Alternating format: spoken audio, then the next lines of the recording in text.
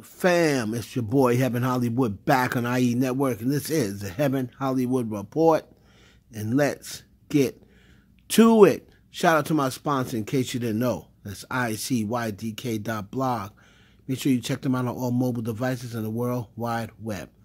Before we get started, please make sure that you like, comment, subscribe, and hit that notification bell so you don't miss one video. Let's go. We're going to start it off with your girl, Halle Bailey, a.k.a. The Little Mermaid. She did her premiere out in London. Of course, a big success. She is knocking them dead. Far better than what I was hoped for.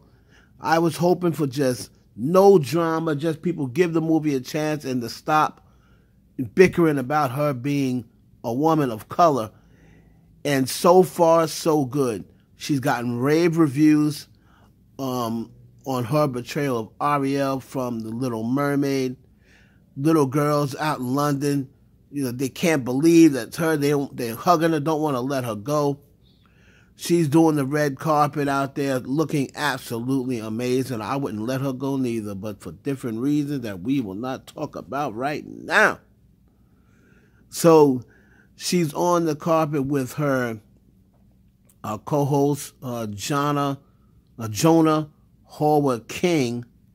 And, of course, all the women have to be messy. They're telling her, oh, forget about DDG and, and look at them. I don't condone cheating, girl, but now DDG is seeing all of these things transpire online. And we already know that he is, from the previous issues with Ruby Rose or whatever, he's probably already walking on thin ice.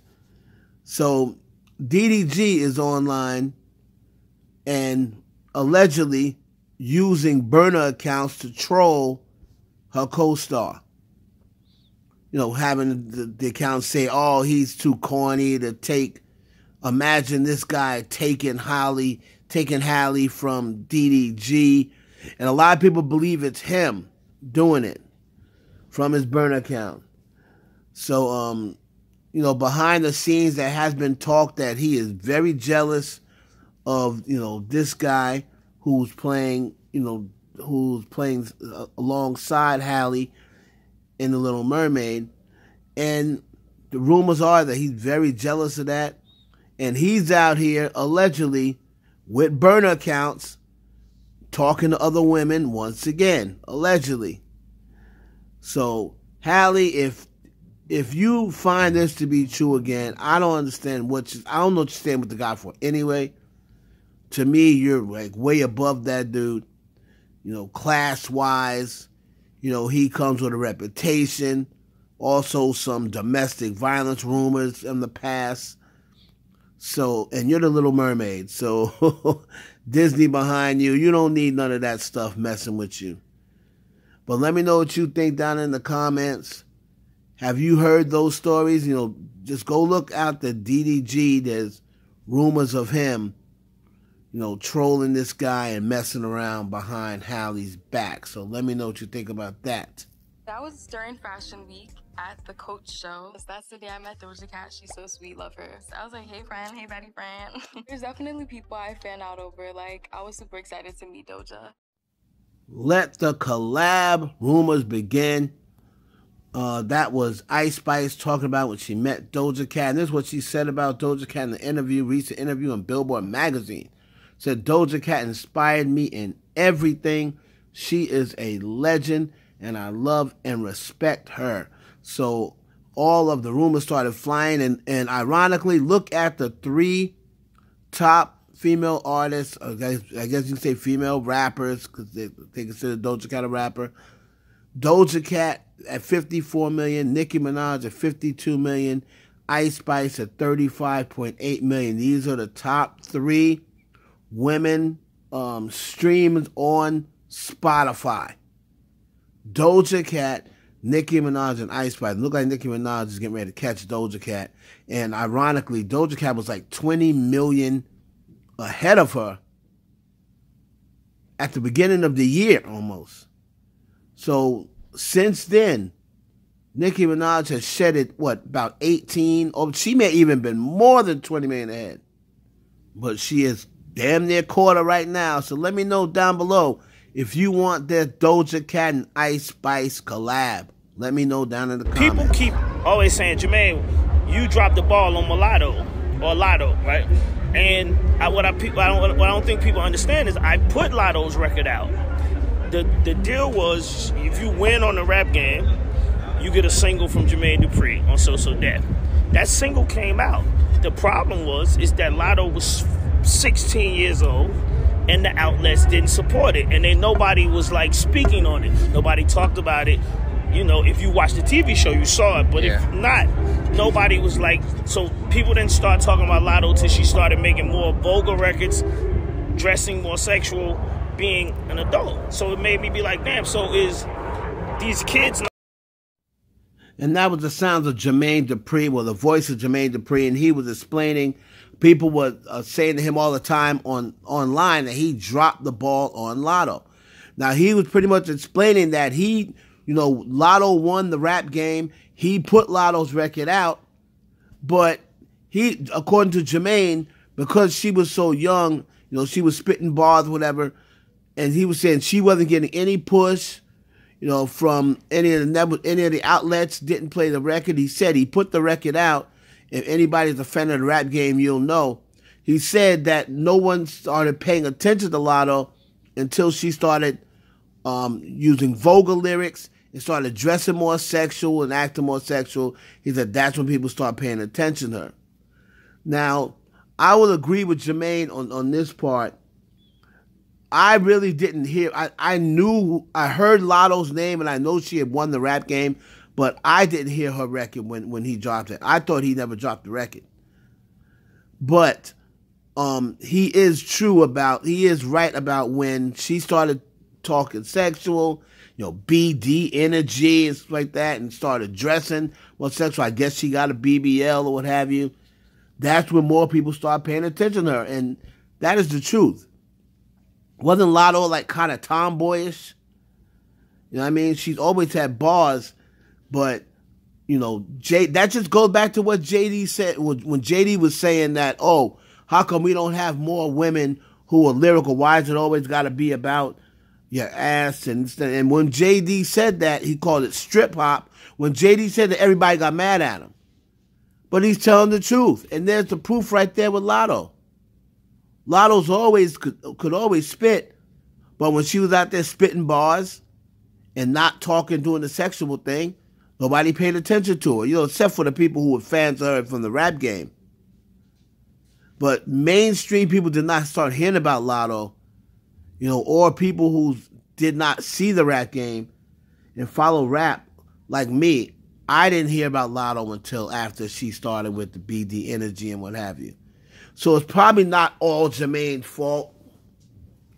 But obviously it bothered Jermaine enough that he felt as though he had to explain. So shout out to Jermaine Dupri. Y'all let me know, do you think Jermaine dropped the ball on Lotto?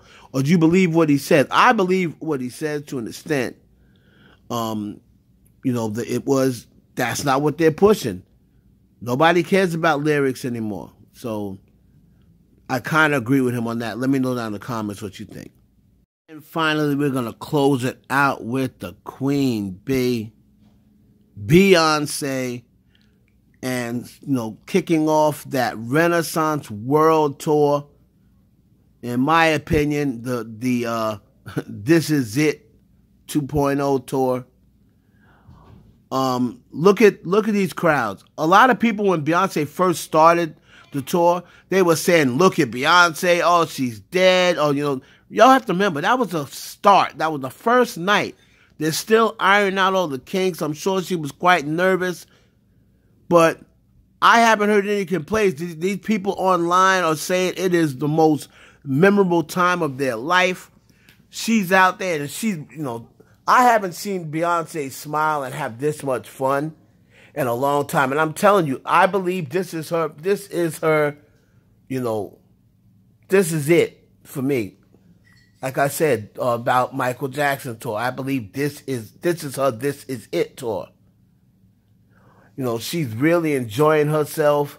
Look at her. Oh my God. Who's she sitting on? Oh, you know that nigga dick hard. Who was that? That Les Twin or whatever, that rumor that he was pumping that anyway? Allegedly. But there's Beyonce performing, and it looks like she set a record. Was it in Belize? Or it may have been, no, it wasn't Brazil. But she set a record there, all-time record, 53,000 people. It's the most ever in that building. And y'all talk about, oh, Beyonce's concert is dead? Dead where? People are calling her the most beautiful woman in the world. You know, a lot of people's on this saying, you know, this is the first time they saw her in person. I mean, her body is there's a part here where she turns around, you know, she has those pants on. They got like the hand going across her ass and the hand going across the front. Oh, she's got the most perfect ass ever. I don't know if that's a BBL, y'all. I don't know. I may have changed my mind on Beyonce. I might have changed my mind. Beyonce records the largest audience this century for a female artist at Belgium. Thank you. King Baudouin Stadium with a reported attendance of 53,000 fans. That's fan base. That's love right there, y'all. Beyonce doing it. They said she's going to probably gross $2 billion. Now they're saying it may even be more than that. Oh, my goodness. Woo! Beyonce trying to get on that Mount Rushmore. Y'all let me know. Y'all think Beyonce, after this tour, will be on the Mount Rushmore? The 4 greatest, most important artists of all time? I got Elvis there. I got the Beatles there. I got Beyonce there. I mean, not Beyonce. I got Elvis. I got the Beatles. Can't put the Beatles all together, right? Because 4 of them or 5 of them. I got Elvis. I got Michael Jackson. Right now, those are only sure. And is Beyonce going to get there? I mean, after this tour, we might have to start thinking about it. I'm not even going to hold you. Let me know down in the comments what y'all think, man. Are you going to the Renaissance tour? I know I am. It's your boy Heaven Hollywood for the IE Network. Please like, comment, subscribe, and share this video with your friends.